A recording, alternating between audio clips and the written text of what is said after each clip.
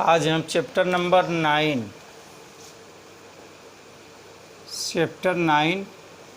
Start करने जा रहे हैं। ये अवकल समीकरण है, डिफरेंशियल इक्वेशन। डिफरेंशिएशन नहीं है, ये अवकल गुणांक नहीं है, ये अवकल समीकरण है।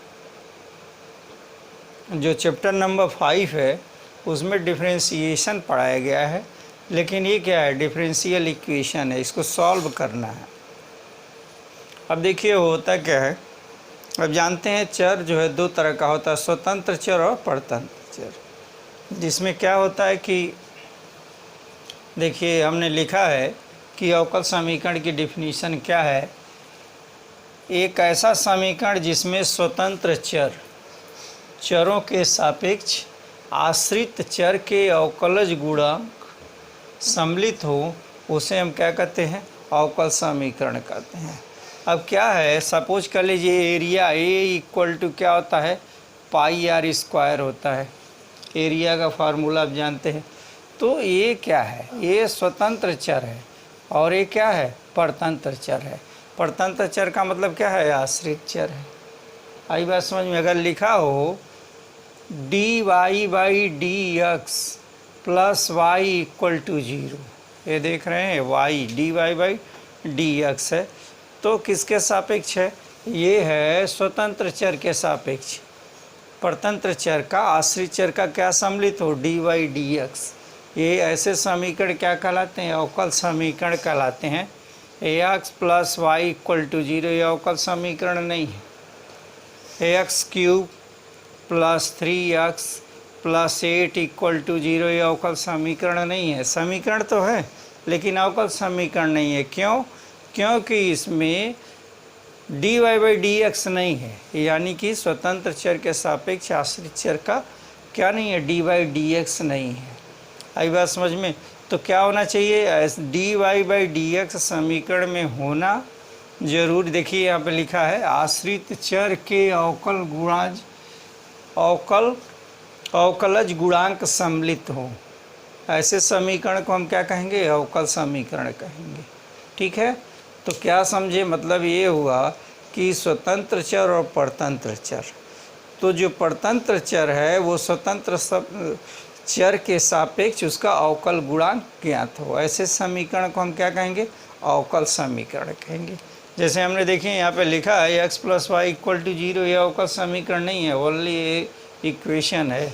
यहाँ भी वैसे ही लिखा है, लेकिन डी बाई डी एक्स ये देखिए क्या है, x जो है वो स्वतंत्र चर है। स्वतंत्र चर परतंत्र चर के सापेक्ष इसका अवकलज गुणांक है। ठीक है, तो ये है अवकल समीकरण। मतलब क्या, x और y है तो D Y by D X equal to 0, ये भी प्लस वाई ले लें माइनस वाई ले लें, ये चीज़ होगा अवकल समीकरण कहलाएगा। ओके, अब देखिए दूसरा चीज़ क्या हमको जानना है, हमको जानना है अवकल समीकरण के प्रकार। अवकल समीकरण कितने प्रकार के होते हैं, तो अवकल समीकरण दो तरह के होते हैं। पहला सामान्य अवकल समीकरण और दूसरा है आंशिक अवकल समीकरण। आपको सारे क्वेश्चन जो है सामान्य अवकल समीकरण से रिलेटेड होंगे। आई बात समझ में, इसमें तो यूज नहीं किया जाता है। आगे देखिए क्या है, दोनों की डिफिनीशन क्या है। दोनों की डिफिनीशन ये है कि पहला सामान्य अवकल समीकरण। सामान्य अवकल समीकरण एक ऐसा अवकल समीकरण जिसमें केवल एक स्वतंत्र चर के सापेक्ष आश्रित चर सम्मिलित हो।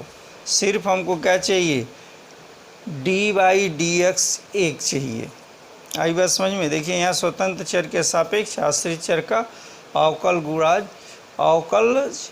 सम्मिलित हो, आश्रित अवकल सम्मिलित हो। आश्रित का मतलब होता है परतंत्र चर।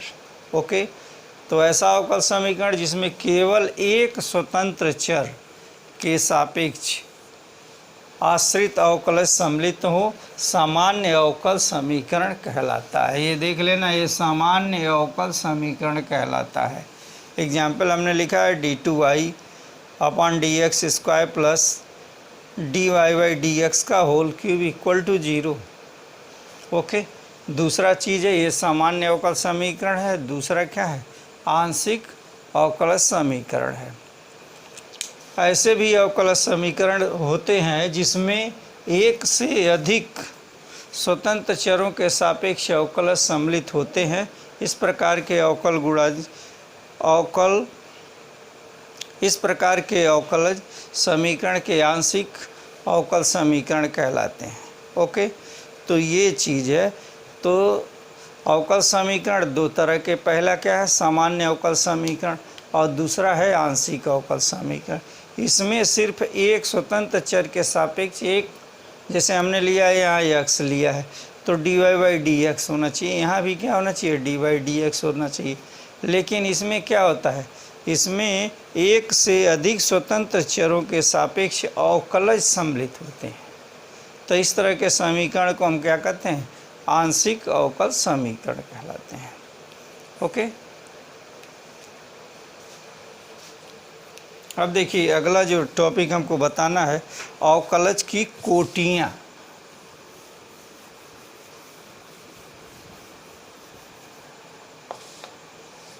अवकलज की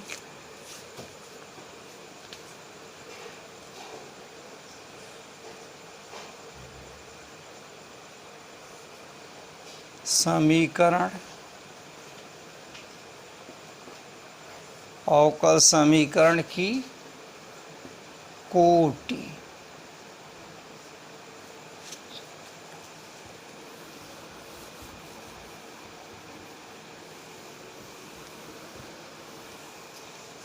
अवकल समीकरण की कोटि, ऑर्डर ऑफ डिफरेंशियल इक्वेशन। अवकल समीकरण की कोटियाँ, ऑर्डर ऑफ डिफरेंशियल इक्वेशन। और दूसरा होता है अवकल समीकरण की घात,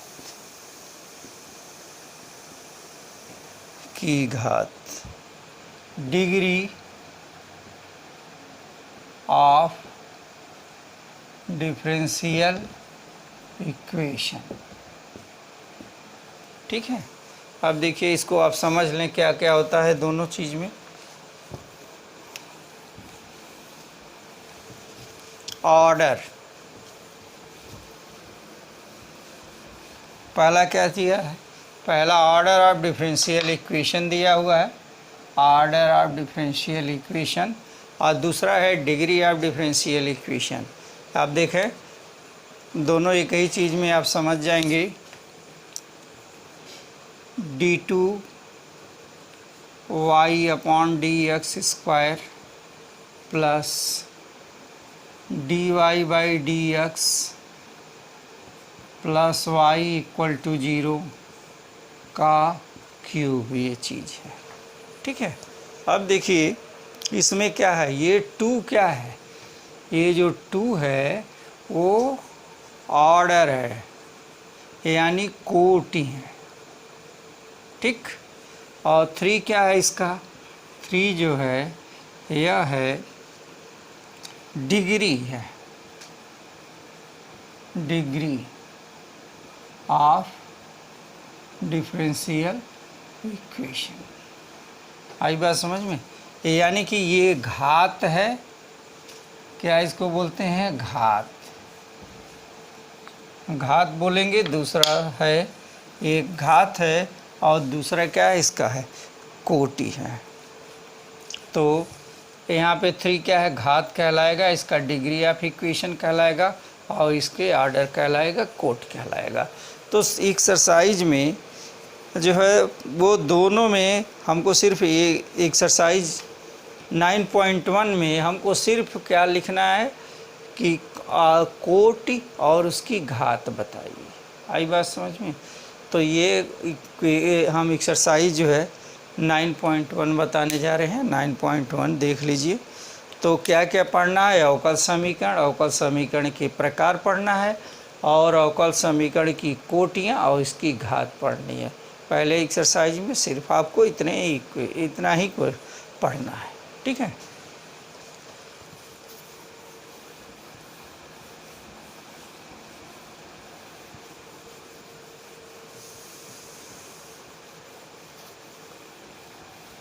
अब देखिए एक्सरसाइज 9.1।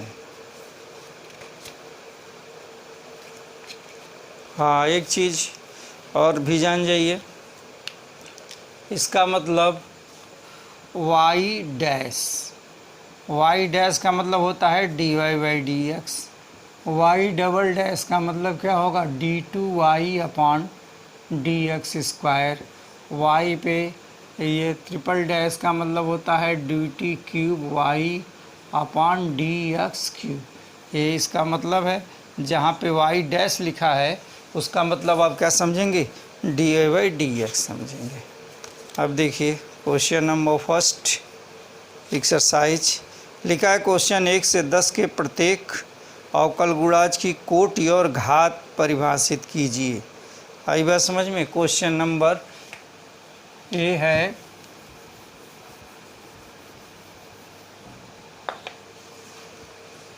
ए नंबर फर्स्ट। तो इसमें क्या बताना है? कोटि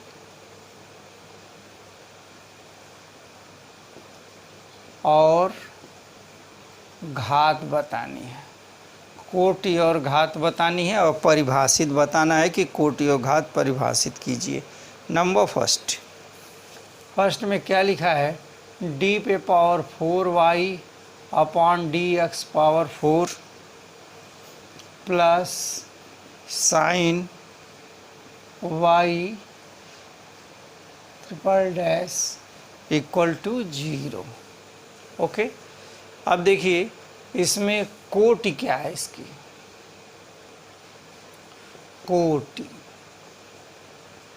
तो यहाँ पे दिखाई दे रहा है, यहाँ पे 4 है तो लिखेंगे कोट 4 हो गया। लेकिन इसकी डिग्री, ये घात क्या होगा? अपरिभाषित होगा, अपरिभाषित। देखिए अपरिभाषित का क्या मतलब है, क्या क्यों अपरिभाषित है? यहाँ पे हम लिखेंगे कैसे इसको? देखिए d⁴y/dx⁴ प्लस साइन, और ये क्या लिखा है? यह साइन है, और ये चीज़ है y पे पावर यहाँ पे ट्रिपल घात। अभी हमने बताया है ट्रिपल घात का क्या मतलब होगा। तो इसका मतलब हो गया d2³ y/dx³ = 0। ठीक है। अभी देखिए बहुपद होना चाहिए, पावर क्या होना चाहिए? बहुपद होना चाहिए। बहुपद का मतलब क्या होता है? आप बहुपद पढ़ें, एक ही बट सेकेंड। दूसरा क्वेश्चन नंबर क्या दे रहा है? y dash plus 5y = 0। इसको हम कैसे लिख सकते हैं? इसको हम लिख सकते हैं dy/dx प्लस 5y = 0। यहाँ पे देखिए ये इसका कोटि है, और इसको हम ऐसे लिख सकते हैं कि नहीं, एक लिख सकते हैं। कुछ नहीं लिखा है तो हम एक से लिख सकते हैं। इसकी कोटि क्या होगी? कोटि ऑर्डर = 1, और घात भी क्या होगा? घात भी 1 ही होगा, घात = भी 1 ही होगा। ये देखिए क्वेश्चन नंबर फर्स्ट है, ये सेकंड है। क्वेश्चन नंबर थर्ड में क्या लिखा है? ds/dt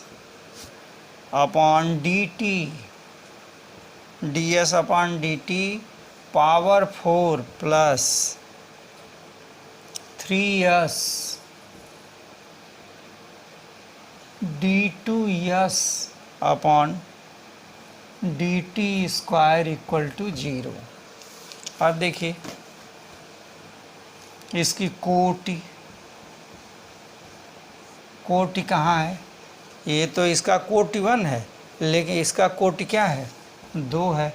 तो ये मैक्सिमम पावर कोटि 2, और जिसका मैक्सिमम पावर होता है उसी का क्या लेते हैं, उसी का घात लिखते हैं। इसको हम 1 लिख सकते हैं कि नहीं लिख सकते हैं।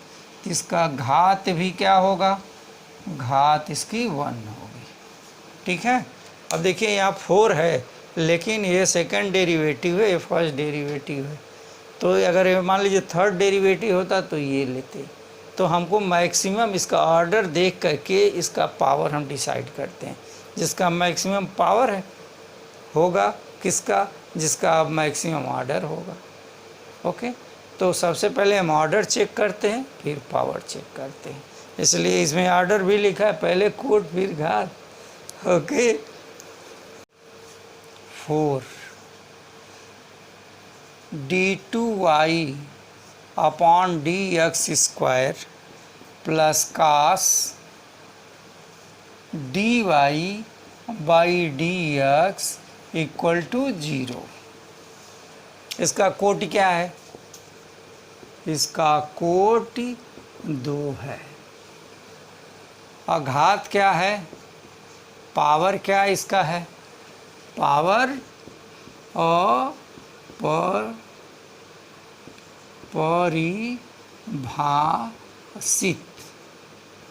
अपरिभाषित है, नॉन डिफाइंड है। क्यों, क्योंकि यहाँ पे cause D Y by D X ये पोलिनोमियल नहीं है, पोलिनोमियल नहीं है, यानी बहुपद नहीं है। अगर बहुपद नहीं है तो उसका पावर डिसाइड नहीं हो सकता। Okay, now question number 5। Question number 5 है d2y upon dx square equal to cos 3x plus sine 3x। हो गया। इसको हम कुछ नहीं है तो इसको 1 लिख सकते हैं। कोटि कितना हो गई, कोटि कितना हो गया, यहाँ देखिए ऑर्डर कितने ऑर्डर का है, ये सेकेंड ऑर्डर का है। सेकेंड तो यहाँ पे लिखेंगे 2, और इसका घात क्या है, इसका घात 1 है। ओके, तो देखिए कितना आसान ये सब क्वेश्चन है कि क्वेश्चन नंबर 5 हो गया। क्वेश्चन नंबर 6,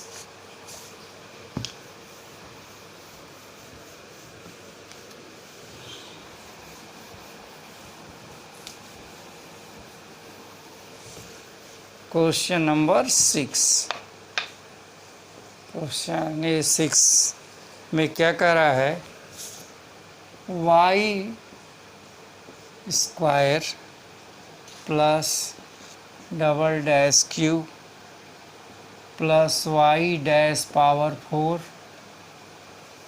प्लस वाई पे पावर 5 इक्वल टू 0। ऐसे समझ रहे हैं तो ठीक ही है। ये थर्ड डेरिवेटिव है, सेकंड डेरिवेटिव है, फर्स्ट डेरिवेटिव है। ठीक है, तो इधर देखो, तो हम क्या लिखें इसको, ये लिखेंगे d2 cube y upon dx cube का होल स्क्वायर प्लस ये सेकंड डेरिवेटिव है d2y अपॉन dx स्क्वायर का क्यूब प्लस ये होगा dy by dx power 4 y पे पावर 5 इक्वल टू 0। चलिए इसका घात बताओ भाई। घात, घात क्या होगा इसका, घात ये है, ओ नहीं ये घात ये 2 है। कोटि क्या है इसका, कोटि है 3, ये घात 2 कोटि 3। ठीक है, देखिए यहाँ पे पावर 4 लिखा है, लेकिन ये इसका जो से ये थर्ड डेरिवेटिव है, तो मैक्सिमम डिफरेंशिएशन जो होता है यहाँ 3 दिया हुआ है, इसी का हम पावर लेते हैं। पावर यहाँ 4 है, यहाँ 3 है, यहाँ पे 5 है, लेकिन ये सब नहीं लेंगे। जिसका कोटि अधिक होगा उसी का पावर भी लेंगे। ओके, अब देखिए question number 6, question number 7। Question number 7 क्या है, y plus 2y double dash y dash equal to 0। इसको हम लिखना चाहें तो इस तरह से लिख सकते हैं। क्या लिखेंगे, d2 cube Y upon D X cube plus 2 d2y upon D X square upon D Y by D X equal to 0। इसका देखिए आर्डर सबसे अधिक है, a1 होगा, तो इसका कोटि कितना होगा, कोटि हो गया 3 और घात हो जाएगा 1 हो गया। ठीक है, क्वेश्चन नंबर 8। इसी तरह से आप क्वेश्चन नंबर 8, 9, 10 करेंगे। क्वेश्चन नंबर 10 देख लीजिए, सब यही क्वेश्चन ही है। 10 y double dash 2y dash plus sine y equal to 0। अब देखिए इसको हम कैसे लिख सकते हैं, इसको हम थोड़ा चेंज कर दें। ये क्या होगा, ये होगा d2y upon D X square plus 2 D Y by D X plus क्या चीज़ है, plus sine Y equal to 0। ये देखिए यहाँ पे क्या लिखेंगे, कोटि 2 घात 1 हो गया। इस तरह से बाकी क्वेश्चन आप इसी तरह से करेंगे। एक्सरसाइज के क्वेश्चन सब में सिर्फ कोटि और घात ज्ञात करना है। बस एक ही चीज़ याद रखना है कि इसका कोटि तो हर हालत में आप डिसाइड कर सकते हैं, लेकिन पावर ज्ञात करते समय ये ध्यान देना है कि वो पॉलिनोमियल हो। पॉलिनोमियल का मतलब अभी आपने देखा है, जैसे 2 क्वेश्चन उधर पहला था, 4th क्वेश्चन था, इस तरह से अपरिभाषित वाला क्वेश्चन बताए हैं। तो आप पूरी एक्सरसाइज कर लीजिए, हम नेक्स्ट एक्सरसाइज नेक्स्ट डे पढ़ाएंगे। Okay student, thank you.